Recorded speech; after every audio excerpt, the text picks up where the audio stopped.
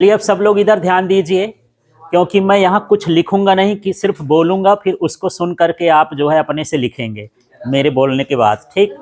और सब कुछ चित्र में है, बस उस चित्र को भाषा बनाना है, शब्द बनाना है, ठीक। तो चलिए यहाँ पर हमारे पास है कैसेग्रेन दूरदर्शी, ठीक है। तो देखो यहाँ से चालू करते हैं।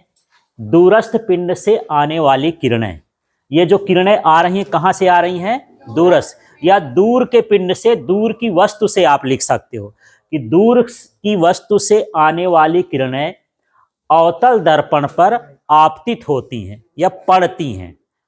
पहली लाइन क्लियर हो गई। पहले यहाँ का बोलो, दूर की वस्तु से आने वाली किरणें अवतल दर्पण पर आपतित होती हैं, ठीक है।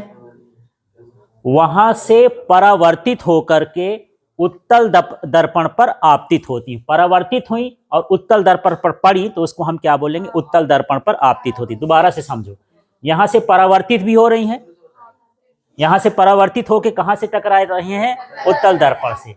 फिर उत्तल दर्पण से परावर्तित होकर के नेत्रिका में जाती हैं, जहां पर वस्तु का प्रतिबिंब बनता है।